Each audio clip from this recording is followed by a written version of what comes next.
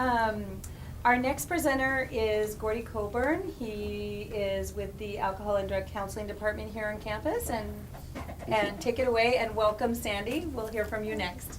Thank you, Gordy. Thank you. So it's nice to be here. So I got asked to do this this afternoon, and so I haven't had a lot of time to obsess about this. But, just putting some things together. But when I was in college, back in Connecticut, I was an English major, and because I didn't know what I wanted to do when I grew up, and I wasn't much of a high school student, but English seemed to be my best subject, so I became an English major. I took some psychology courses and some other social science courses, but basically, I studied English. And when I got out of college with a BA, there weren't a lot of jobs, just back then either. And I remember traveling across the country with my girlfriend for most of that summer and doing some other things. But eventually I got hired as a billing clerk for a neighborhood health clinic in East Boston. And I did that for a few months. And then I was lucky enough to get hired by the prep school that I'd gone to in Connecticut as an assistant teacher. And that was kind of a break for me, but it was, and I've been doing that kind of work almost ever since. After that, I went to the Peace Corps, where I taught English as a second language in Korea. And when I came back, I went to seminary. And in seminary in Berkeley, I went to the Episcopal Seminary in Berkeley at the Graduate Theological Union. I took some counseling courses, and I began to get interested in counseling. And also, having been in the Peace Corps and a few other things, and gone through a divorce, I needed some counseling myself. And I got some very good counseling in Berkeley while I was there. And then eventually went back east and taught English again in and around where I grew up, in New York State and in Connecticut. And then eventually came out here to teach English at Cate School, which is in Carpinteria, not very far from here. And I taught English there for a couple of years, and some things changed. I went through another divorce. Sometimes I say it's not my license as a marriage and family therapist that qualifies me. It's my own experience with marriage and family failures. But anyway, I changed careers and got into recovery myself from alcoholism, and began.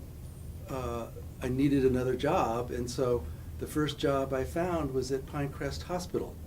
Pinecrest Hospital is now part of Cottage Hospital. It's the rehab, physical rehab center there on De La Vina Street.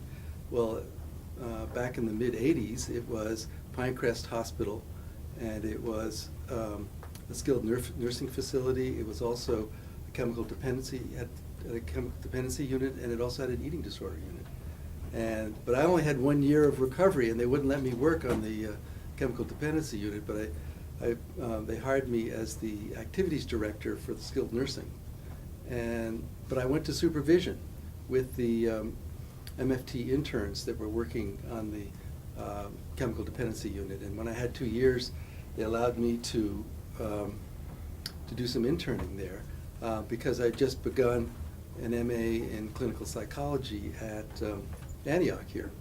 And so I was really changing careers, and in my 30s, changing careers. And not an easy thing to do, as Erica said. And having been an English teacher, I also had an MA in English. And then a few weeks after I started doing that internship, a job opening came at the care unit in Goleta. And the care unit was a franchised chemical dependency treatment program run by CompuCare all over the country. It was a 28-day residential treatment program for chemical dependency.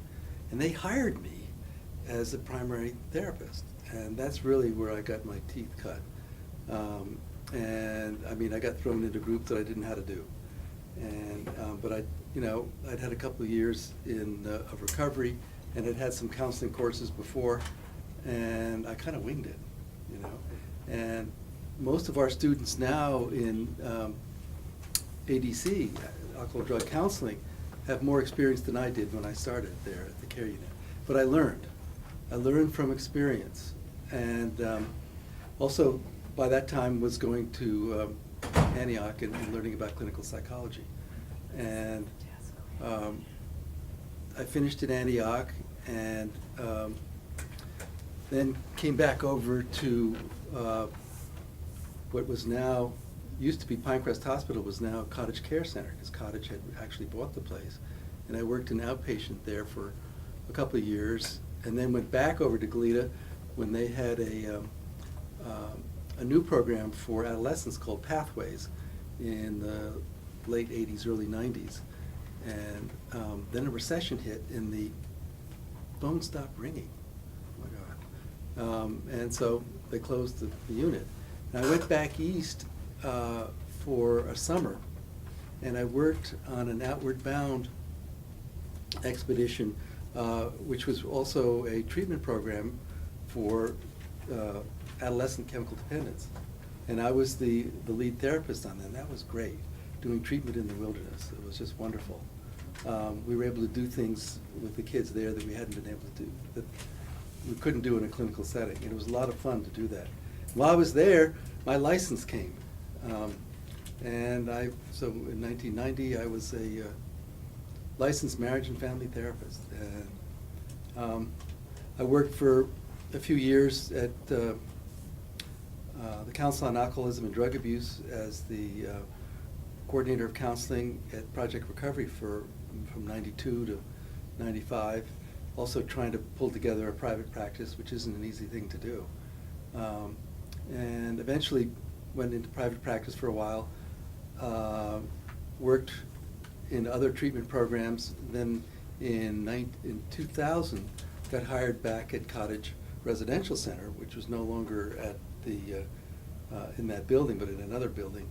It wasn't called Cottage Care anymore, it was called Cottage Residential Center, now known as CRC.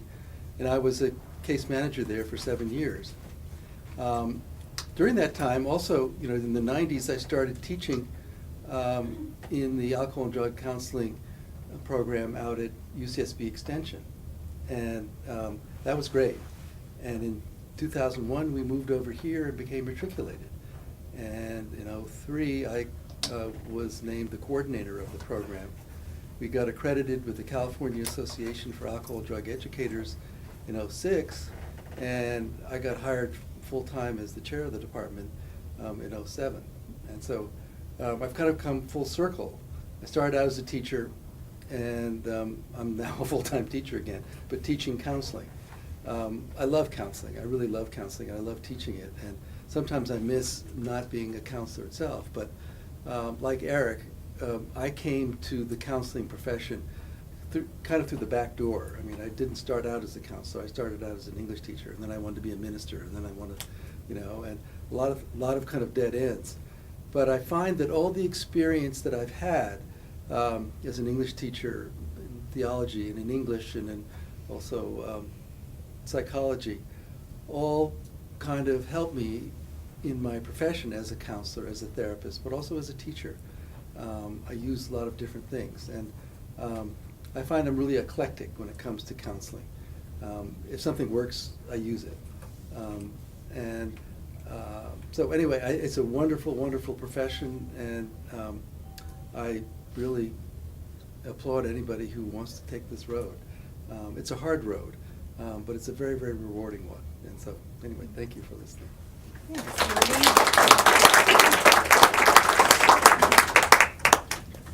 Thank you, Cordy. That was great.